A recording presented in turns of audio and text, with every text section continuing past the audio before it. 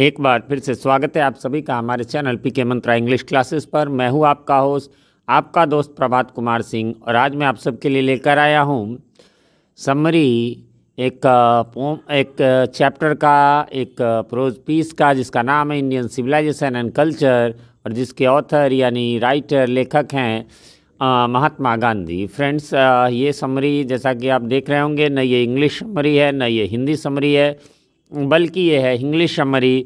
यदि आप हमारे चैनल के रेगुलर व्यूअर हैं तो आपको पता होगा हमारे चैनल पर इस तरह के इंग्लिश समरी आते रहते हैं। नहीं तो मैं आपको बता दूं, इंग्लिश समरी उसे कहते हैं, इंग्लिश शब्द बनता है हिंदी प्लस इंग्लिश से। इसमें आप देखेंगे इंग्लिश वर्ड भी आपको मिल जाएंगे और हिंदी वर्ड भी मिलेंगे। ऐसा मैं आप लोगों के लिए स्पेशली इसलिए करता हूं कि केवल इंग्लिश में भी समझने में थोड़ी दिक्कत होती है बिहार बोर्ड के स्टूडेंट्स को, या और पूरी तरह से हिंदी हो तो वो भी कठिन हो जाता है। इसलिए इंग्लिश मैं आप लोगों के लिए, और मुझे ये परेशानी नहीं होती क्योंकि मैं खुद से टाइप करता हूँ और मुझे हिंदी और इंग्लिश दोनों टाइपिंग आती है, इसलिए आपको ये और किसी चैनल पे आपको नहीं मिलना है। चलिए तो आपका समय लिए बिना शुरू करते हैं। और ये वैसे एक चीज़ और बता दूँ कि ये चैप्टर जो है सॉरी, मेरा गला आजकल थोड़ा ख़राब चल रहा है, तो ये चैप्टर जो है वो बिहार बोर्ड 12 के लिए स्पेशली है। इसे आपको ऑब्जेक्टिव बनाने में, लाइन एक्सप्लेनेशन बनाने में, और इसके अलावा जो 2 नंबर वाले छोटे क्वेश्चन आंसर आते हैं वो बनाने, ये 3 चीज़ों में ये आपकी हेल्प करेगा। चलिए तो शुरू करते हैं। वैसे इसका समरी का भी वीडियो बन गया है, उसे भी आप ज़रूर देख लें, लिंक उसका डिस्क्रिप्शन में और आई बटन में भी आपको मिल जाएगा और ये वीडियो के अंत में भी मिल जाएगा। चलिए तो शुरू करते हैं। इंडियन सिविलाइजेशन एंड कल्चर एक एस्से है, और ये भी मैं अपने चैनल पे बता चुका हूँ, फिर एक बार हल्का सा रिपीट कर देता हूँ। एस्से तो आप कहेंगे सर वो दकाव पे, महंगाई पे, मतलब जो है इन्फ्लेशन पे, और फ्लड पे, बाढ़ पे, और बहुत सारे ऐसे पर होते हैं। नहीं, तो जैसे आपको बता दें कि डॉक्टर कितने प्रकार के होते हैं। आप कहेंगे जैसे ये डॉक्टर, तो बताइए ये डॉक्टर मनमोहन सिंह किस चीज़ के डॉक्टर थे, कान के, नाक के, या किस चीज़ के? Doctor APJ Abdul Kalam, doctor Rajendra Prasad? नहीं, ये सब किसी भी किसी भी चीज़ के इलाज करने के डॉक्टर नहीं थे, ये सब थे PhD इन्होंने किया था। तो डॉक्टर 2 प्रकार के होते हैं, एक को कहते हैं एकेडमिक डॉक्टर, और एक जो हमारे नॉर्मल डॉक्टर है या मेडिकल डॉक्टर कहिए। तो वैसे ही एस्से 2 प्रकार के होते हैं, एक एस्से जो कंपोजिशन के क्षेत्र में आता है, और एक जो ये है ये आपका लिटरेरी एस्से है। तो इंडियन सिविलाइजेशन एंड कल्चर एक एस्से है, इसके लेखक महात्मा गांधी है। उन्होंने इस लेख में भारतीय सभ्यता यानी इंडियन कल्चर, उसको सभ्यता को हालांकि सिविलाइजेशन कहिए तो कल्चर भी वही हुआ, कल्चर मीन्स वैसे संस्कृति एग्जैक्ट होता है, को एक्सप्लेन किया। इंडियन सिविलाइजेशन का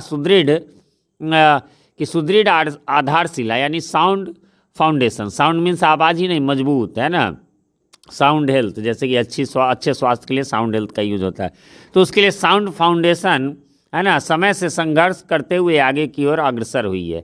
यानी भारतीय सभ्यता जो सिविलाइजेशन जो है उसकी आधारशिला यानी उसकी नींव जो है वो बहुत मजबूत है, और इसीलिए समय से संघर्ष करते हुए वो आगे बढ़ती जा रही है।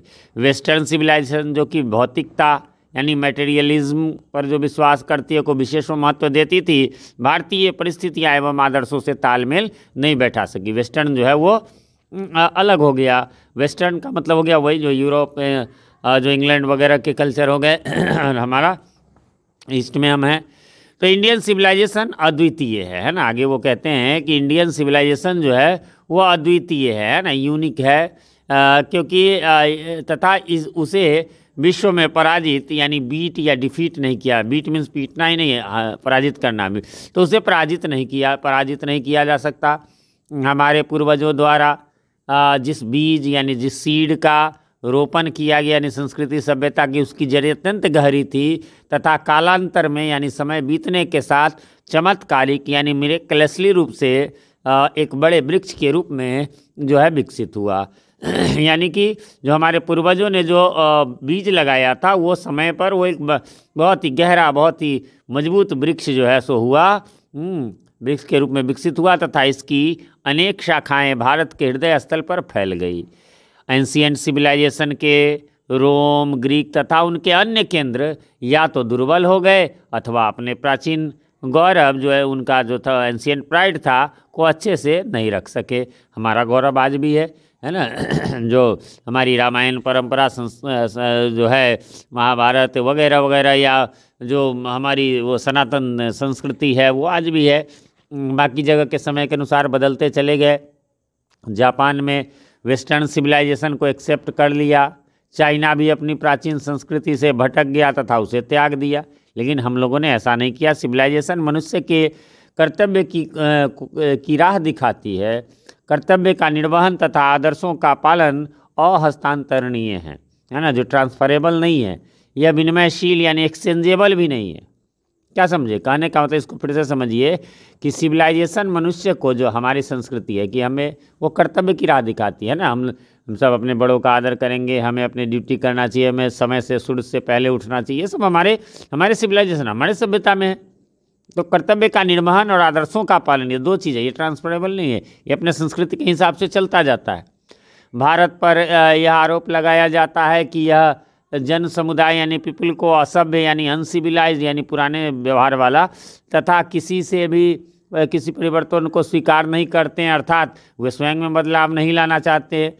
वस्तुतः यह आरोप हमारी प्रतिभा के विरुद्ध है, अगेंस्ट आवर मेरिट्स है ना। यहाँ प्रतिभा के लिए मेरिट्स लगाया गया है। इन आरोपों के बावजूद भारत अटल है, इमूवेबल है ना, तथा दृढ़ बना हुआ है। मतलब कहने का मतलब चेंज ऐसा नहीं, आगे वो बताएंगे चेंज हुए हैं, बट हम अपनी जड़ों को कैसे छोड़ दें, तथा यही इसका गौरव और प्रताप है, यही इसकी प्राइड एंड ग्लोरी है।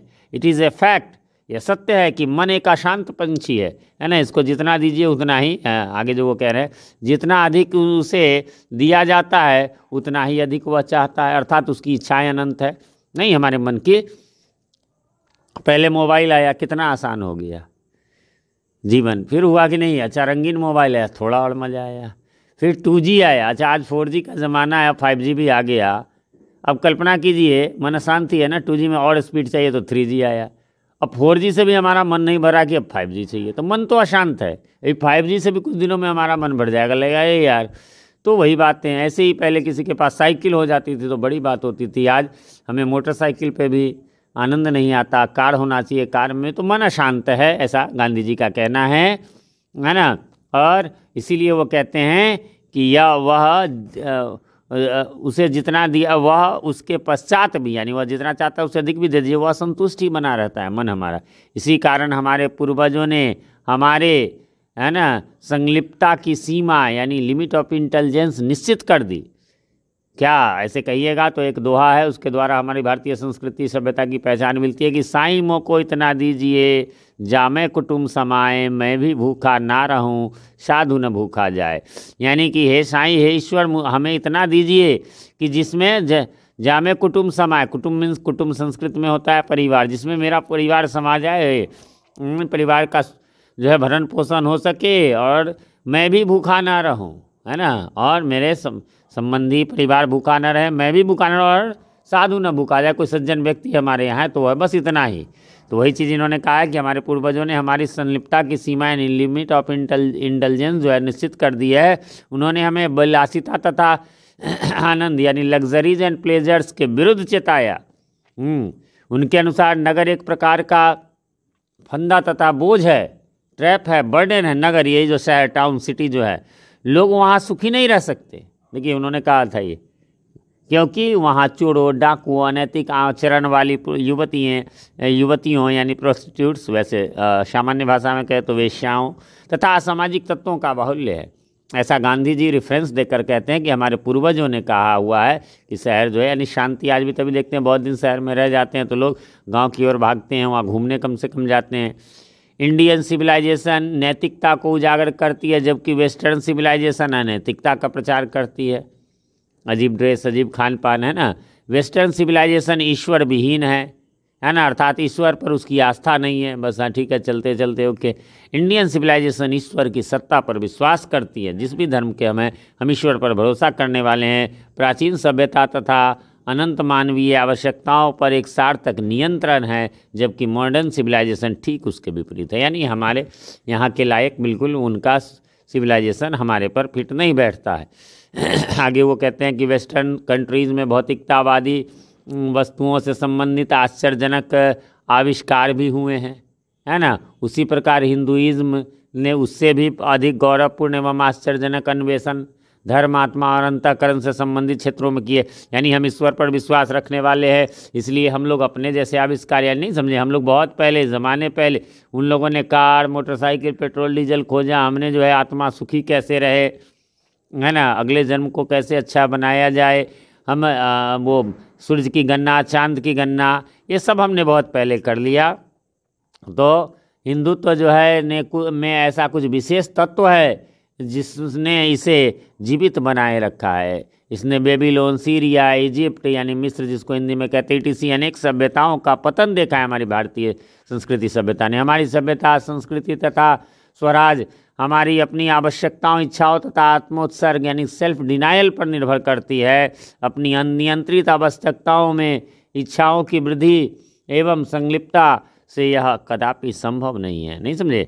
अनियंत्रित आवश्यकता अभी आजकल वही होता जा रहा है, हमारे यहाँ भी वही होता जा रहा है। ये अभी ये हो, चाहे अब फ्रिज हो, अब वॉशिंग मशीन हो, ये सब कह रहे हैं कि हमारी भारतीय संस्कृति ऐसी नहीं रहे। गांधी जी ने जब लिखा था तब नहीं था, इधर 10-20 सालों में ज़्यादा हो गया। तो ये क्या कह रहे हैं, इसको अपनी अनियंत्रित जो नियंत्रित नहीं आवश्यकताओं में इच्छाओं की वृद्धि एवं संलिप्तता से यह कदापि संभव नहीं है। यानी संस्कृति को बनाए रखना यूरोपियन सिविलाइजेशन यूरोप वासियों के अनुकूल है, तथा यदि हम इसकी नकल करेंगे तो हम विनष्ट हो जाएंगे, है ना।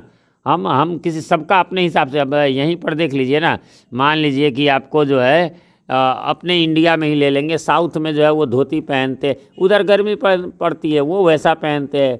हमारे यहाँ जो है वो हिमाचल में वैसे लोग होते हैं, वैसे कपड़े पहनते। सबकी अपनी अपनी जैसा है उस हिसाब से उनका कॉपी हम करें, हमारा कॉपी वो करे, तो ये ठीक नहीं होगा, है ना। जैसे हमारे वहाँ कहा जाता है कि वहाँ के कपड़े जो आप देखेंगे छोटे छोटे बिकनीज वगैरह, हमारे इंडिया के लिए नहीं है। क्यों? आप पढ़ेंगे बायो में, क्लास 8 में 10 में कि उनके यहाँ जो है एडोलेसेंस की स्वरावस्था जो है वो आती है 12, 13, 14 सालों से, और अपने यहाँ आती है 10, 11, 12 सालों में। तो उनका जलवायु जो है वो ठंडा जलवायु है, हमारे यहाँ गर्म जलवायु है। तो वहाँ वो ज़रूरी है, हमारे यहाँ नहीं ज़रूरी है। वहाँ शराब सिगरेट हर घर में वो जनरली होता है, हमारे यहाँ नहीं होता, वहाँ की ठंडी जलवायु है। ठीक है, सबकी अपने अपने हिसाब से है, तो हमें उसकी नहीं, है ना। तो हम नकल करेंगे तो हम विनष्ट हो जाएंगे, है ना। उनके अनुकूल है इसलिए हम उनकी नकल नहीं कर। सही अर्थों में आवश्यकताओं पर स्वैच्छिक नियंत्रण एवं आत्मा अनुशासन, है ना, यानी वॉलेंट्री रिस्ट्रिक्शन, अपने हिसाब से ही, अपने मन से ही सभ्यता का मूल मंत्र है, तथा उन्हीं से यह निर्मित है। लास्ट में है कि अपनी भौतिक तथा सांस्कृतिक आवश्यकताओं को यथास्थान सजाना अत्यावश्यक है, ताकि हमारे द्वारा मानवता की सेवा में वे बाधक नहीं बन सके। देखिए, इसके कहने का मतलब ये है कि अपनी भौतिक जो हमारी सुख सुविधा वाली बात जो है, सांस्कृतिक आवश्यकताओं को यथास्थान सजाना अत्यावश्यक है। अपने अपने स्थान पर भौतिकता भी हो, सामान्य भी हो, लेकिन फिर क्या है कि हमारी ये जो सांस्कृतिक आवश्यकता है वो भी होना चाहिए, ताकि हमारे द्वारा मानवता की सेवा में वो बाधक नहीं। जब केवल वो हो जाएगा तो मानवता की सेवा हम नहीं। अब कहेंगे सर पश्चिम वाले क्या मानवता की सेवा नहीं करते हैं? नहीं भैया, वो दान देने की सेवा की बात नहीं हो रही है। यहाँ बात हो रही है कि हम कैसे जीवन को अच्छा बनाए। जो विचार भारत को विश्व गुरु कहा जाता है इसीलिए ना, कि ये जीवन जीने की कला ये बतलाता है। अब देखेंगे बहुत सारे अंग्रेज हरे रामा हरे कृष्णा करते रहे, वो पता है बहुत शांति मिलती है ये जाप करने से। लास्ट है कि साथ ही हमारी समस्त ऊर्जा, ऑल आवर एनर्जीज, इनके विकास में समाहित यानी कंसंट्रेटेड तथा एकत्रित हो सके, है ना। इन सब चीज़ों के, किन चीज़ों के? भौतिक के अलावा सांस्कृतिक आवश्यकताओं को पूरा करने में। ठीक है, यहाँ पर समरी इन इंग्लिश ये दिया हुआ है, मैं वीडियो इसका बना चुका हूँ, उम्मीद करता हूँ आपने देखा होगा। और यदि आप हमारे चैनल पर नए हैं या चैनल को अभी तक सब्सक्राइब नहीं किया है तो प्लीज़ सब्सक्राइब कर लें, क्योंकि हमारे चैनल पर जो है वो आपको मिलेगा बिहार बोर्ड के 11 और 12 के इंग्लिश सब्जेक्ट का कंप्लीट सॉल्यूशन। इसके अलावा आपको सीबीएसई के इंग्लिश एनसीईआरटी बुक्स के क्लास 7, 8, 9, 10, 11 और 12 और साथ में गुलमोहर रीडर पार्ट 6, 7 और 8 के सॉल्यूशन आप सबको यहाँ मिलते हैं। तो सब्सक्राइब करने के साथ नोटिफिकेशन बेल में ऑल को भी प्रेस कर दें। वीडियो पसंद आए तो लाइक करें, अपने दोस्तों के साथ शेयर करें। मिलते हैं अगले वीडियो में। और हाँ, इसका समरी जो है ऊपर आपको अभी लेफ्ट साइड में दिख रहा होगा ऊपर में, उसे नहीं देखा इंग्लिश समरी तो उसे देख लें। मिलते हैं अगले वीडियो में, तब तक के लिए हैव अ नाइस डे।